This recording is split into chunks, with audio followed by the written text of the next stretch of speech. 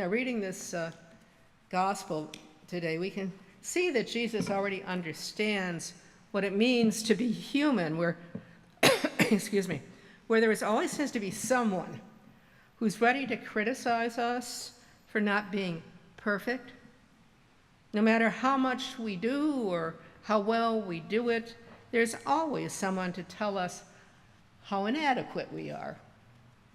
Jesus mentions how people criticized John the Baptist for his prophecies, and he was a unique-looking person. So they labeled him as having a demon. Jesus even mentions how people looked at all the damaged kinds of people that he cured and encouraged every day, and who he had to eat with him. And they labeled him as inferior, a glutton, and a drunkard who hung out with the scum of the earth. All sinners and tax collectors, and not perfect like they were. The problem takes place when we start believing the negativity that our detractors like to spout about us.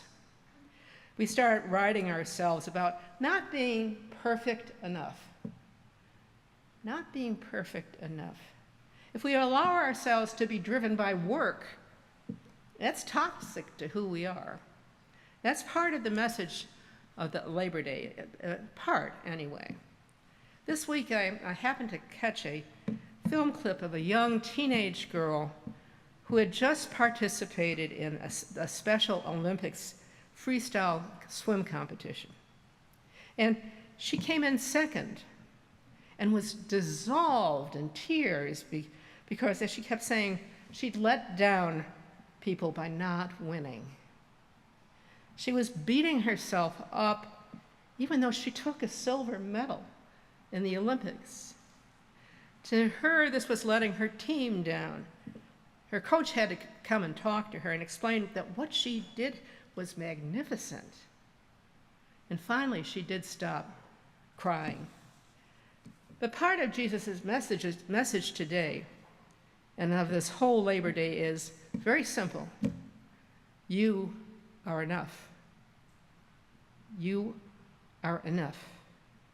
You are owed the dignity of rest. Your efforts are enough. You do not have to bring home a gold medal every day. But God expects you to show up and do your best. We are all God's children. All God's children, period. Whether your job today is one in retirement and you are working as a volunteer, you are worthy.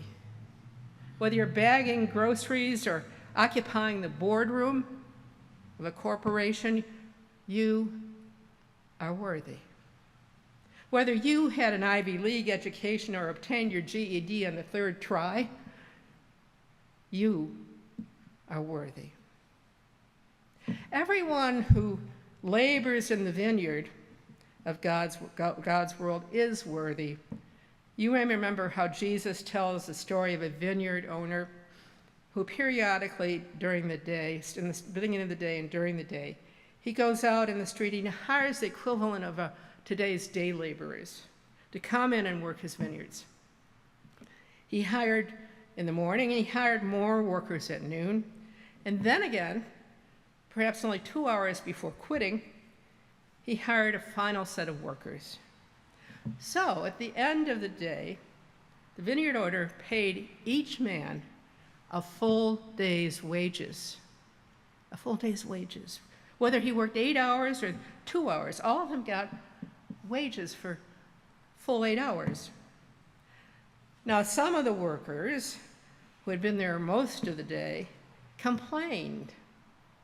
I think I'd be pretty happy myself if someone wanted to pay full day's wages for 2 hours of work.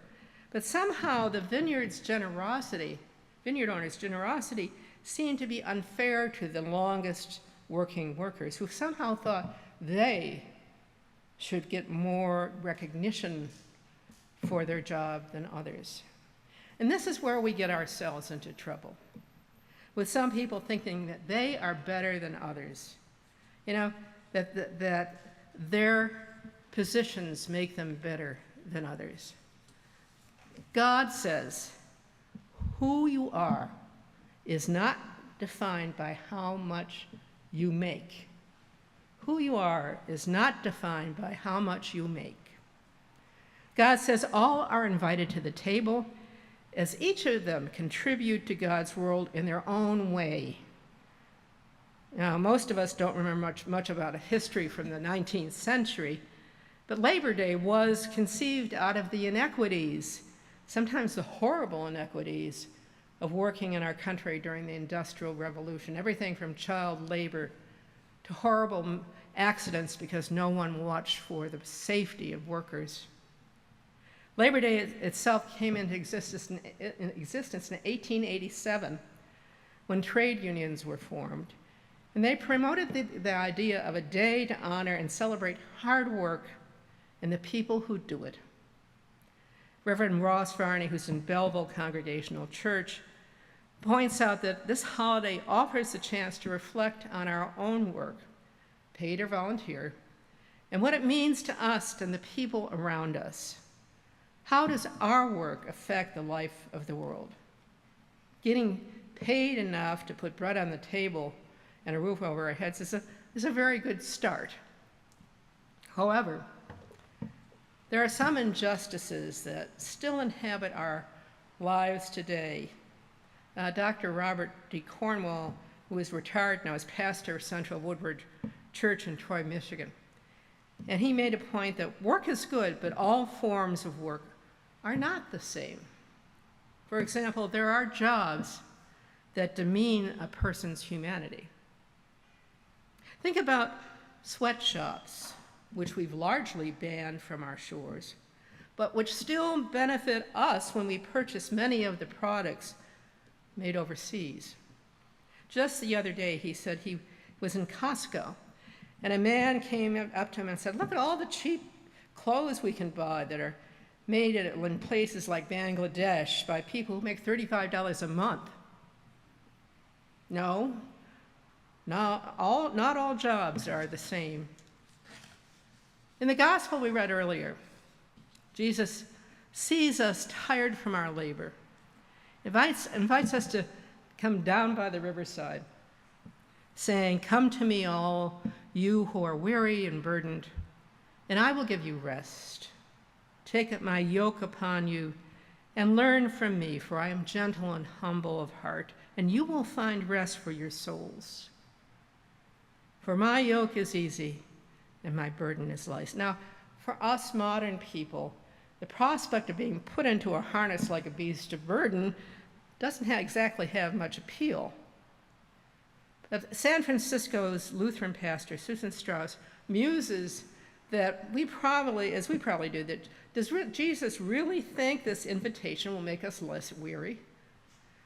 But what Jesus is offering is a deep and abiding peace in which we find wholeness and fulfillment.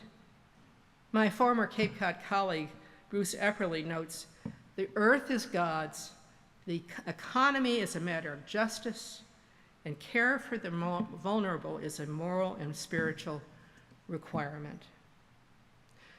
So on Labor Day, we can reflect on our own work and how it affects the world, and we can spend time thinking about the dignity of work for all those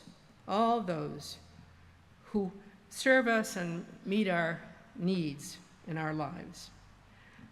Dignity is not only of the doctor, but of the plumber and construction workers. Jesus was a construction worker in his own way, a carpenter's son. The dignity of people who teach our children and grandchildren, who so often get no recognition at all. The dignity of the barista who gives us coffee and gets us up in the morning, and the dignity of people who sort our donated clothing in the thrift shop here, and who knit our prayer shawls together in their evenings in front of their TVs. Think of all the lives that these people touch, all the lives that their work helps to bring all people to get together at God's table. Think of all of them this Labor Day. God is in work in all of these people and in you. Finally, all of you, think of the very first job you ever had, as I did. Think of the lessons that you learned. Think of the ways that you learned that people who work ought to be treated. And when you find situations where they're not being treated fairly, there's something you could work on. In fact, what God is asking us to do, I had said that I was doing room service in my first job. God help me. In fact, what God is asking us to do is to provide justice, room service to all the rooms in the mansion of God's house, and not worry about how many Olympic medals we'll earn along the way. So looking back over all these years, consider these words by songwriter Natasha Bedingfield. Drench yourself in words unspoken. Live your life with arms wide open.